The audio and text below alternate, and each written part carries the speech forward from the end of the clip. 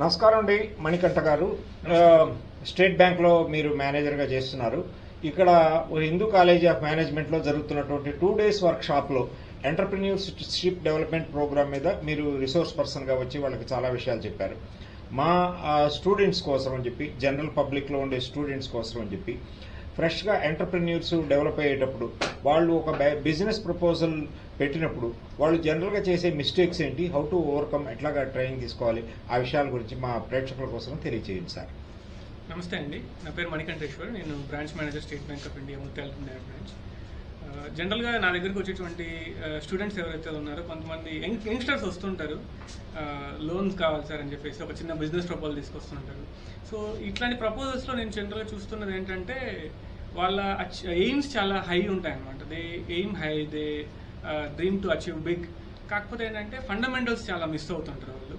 So సరైనటువంటి market study చేయకపోవడం ఒకటి, కాస్ట్ ఆఫ్ లాజిస్టిక్స్ ఒకటి అర్థం చేసుకోలేకపోవడం ఒకటి, ఇట్లాంటి వాటిల్లో కొన్ని తప్పులు చేస్తుంటారు. సో నెట్ డిమాండ్ ఎంత ఉంది మన ప్రోడక్ట్కి, మనం ఇచ్చేటువంటి సర్వీస్కి అంత రియల్గా డిమాండ్ మార్కెట్లో ఉందా, సో దాన్ని వాళ్ళు పెట్టగలిగే ప్రైస్కి మనం ఇవ్వగలుగుతామా లేదా అనేది they have to understand first.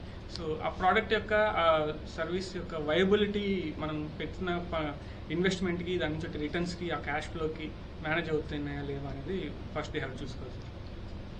తర్వాత వాళ్ళు జనరల్గా ఒక పాల డైరీ పెడదాం అనుకుంటున్నారు. పాల డైరీ పెట్టేటప్పుడు వాళ్ళకి పాలు అమ్ముడు పోకపోతే వాళ్ళు ఏం చేయాలో తెలియదు. ఇట్లాంటి ఎక్స్పీరియన్స్ లేకుండా మీ దగ్గరకు వచ్చిన వాళ్ళకి మీరేం గైడ్ చేస్తుంటారు? సార్ బేసిక్గా ఏంటంటే ఇందాక చెప్పినట్టు క్యాష్ ఫ్లోస్ అనేది వెరీ ఇంపార్టెంట్. సపోజ్ పాల డైరీ బెటర్ అనుకోండి, at some point of time suppose పాల దిగుబడి రాకపోవడమో, లేకపోతే ఇంకేదైనా కారణాల వల్ల సేల్స్ తగ్గిపోవడము, దానివల్ల లోన్ రీపేమెంట్ చేయలేని పరిస్థితి ఉన్నప్పుడు ఏం చేస్తారంటే మానిటోరియం తీసుకునే ఆప్షన్ ఉంటుంది, రీపేమెంట్ హాలిడే అనే ఒక ఆప్షన్ ఉంటుంది. అట్లాంటి వాటిని వాళ్ళు ఎక్స్ప్లోర్ చేయొచ్చు. అప్పుడు ఏంటంటే వాళ్ళు ఏమి కట్టబడలేదు. సపోజ్ ఒక 6 నెలల తర్వాత మళ్ళీ ఇండస్ట్రీ పుంజుకుంది అనుకోండి, సో 6 months వరకు గ్యాప్ తీసుకోవడానికి అవకాశం ఉంటుంది. అది బ్యాంక్ నుంచి అప్రోచ్ అయితే మనం చేయగలం. చాలా మందికి ఫ్యూచర్లో మనం లోన్ తీసుకుంటామని తెలియదండి, కానీ వాళ్ళు సిబిల్ రిపోర్ట్లో ఎక్కడో క్రెడిట్ కార్డో లేకపోతే ఇంకోటో డిక్లైన్ అయిపోవడం వలన వాళ్ళు సిబిల్ రిపోర్ట్ వస్తుంది. అలాంటి వాళ్ళకి మీరు ఏమి సజెస్ట్ చేస్తారు? సార్ ఈ మధ్యన అందరూ కూడా సిబిల్ పట్ల చాలా జాగ్రత్తగా ఉంటున్నారు.